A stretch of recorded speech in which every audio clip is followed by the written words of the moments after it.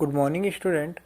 आज हम कुछ अन्य विशेष शब्दों के अर्थ जानने जा रहे हैं। सबसे पहला शब्द जो हम देखते हैं वो है ऋणी या देनदार, जिसको हम अंग्रेजी में डेटर्स के नाम से जानते हैं। तो जो व्यक्ति किसी अन्य व्यक्ति या व्यापारिक संस्था से माल या सेवाएं उधार लेता है तो उसे हम व्यापार का ऋणी या देनदार कहते हैं। एक उदाहरण के लिए हम इसको समझ सकते हैं कि जैसे मोहन नामक व्यक्ति ने बिजनेस से 5,000 रुपये का माल उधार खरीदा, तो मोहन क्या कहलाएंगे? ऋणी या देनदार, जो व्यापार को पैसे देंगे, बिजनेस को पैसे देंगे। इन्हीं को हम शुद्ध हिंदी में अधमर्ण के नाम से जानते हैं। और जब अनेक प्रकार के अनेक ऋणी हो जाते हैं तो हम उन्हें विविध ऋणी या सन्डी डेटर्स से जानते हैं। दूसरा आता है ऋणदाता या लेनदार। जिस व्यक्ति या व्यापारिक फर्म से माल या सेवाएं उधार ली जाती है तो हम उसे ऋणदाता या लेनदार कहते हैं। ऋणदाता का ऋणी से उत्तम स्थान होता है, इसलिए हम इसे उत्तमर्ण भी कहते हैं। जिसको हम उत्तमर्ण इसलिए कहते हैं क्योंकि आमतौर पर ऋणदाता मतलब जो व्यक्ति पैसा दे रहा है उसका स्थान ऋणी से ऊपर होने के कारण उसे उत्तमर्ण या उत्तम भी माना जाता है। तीसरा आता है प्राप्य या रिसीवेबल। तो व्यापार से संबंधित ऐसी राशि जिसको प्राप्त किया जाता है उसे हम प्राप्य कहते हैं। तो व्यापार में माल की उधार बिक्री होने पे हम क्रेता को देनदार कहते हैं, जिनसे राशि प्राप्त की जाना होती है। मतलब व्यापार में जो भी राशि प्राप्त होगी हम उसे प्राप्य या रिसीवेबल के नाम से जानते हैं। चौथे नंबर पर आता है पेबल्स। पेबल्स शब्द जो है पेमेंट या भुगतान शब्द से जुड़ा हुआ है। तो व्यापार में कुछ राशियां ऐसी होती है जिन्हें भविष्य में व्यापारी को चुकाना होता है, उन्हें हम देयता कहते हैं।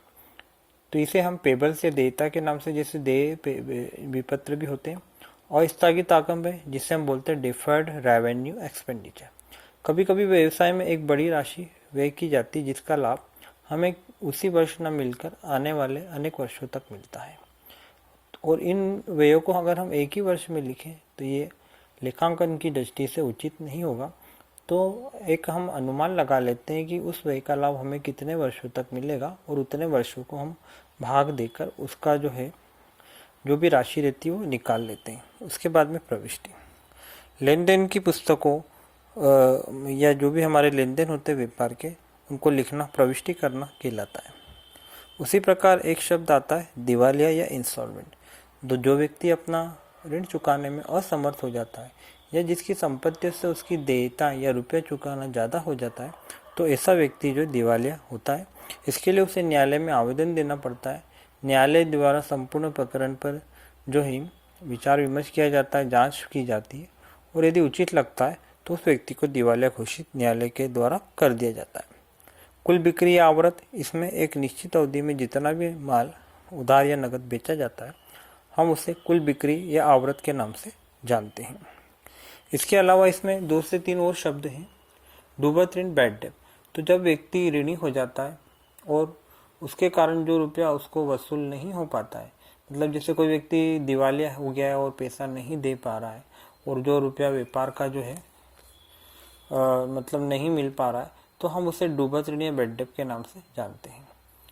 अब इसमें जैसे एक उदाहरण दिया है कि अ को ब से 5,000 लेना है और ब 3,000 रुपये चुका पाता है और 2,000 रुपये नहीं चुका पाता है, तो ये 2,000 रुपये नहीं चुका पाएगा, उसे हम डूबत या अप्राप्य ऋण कहेंगे।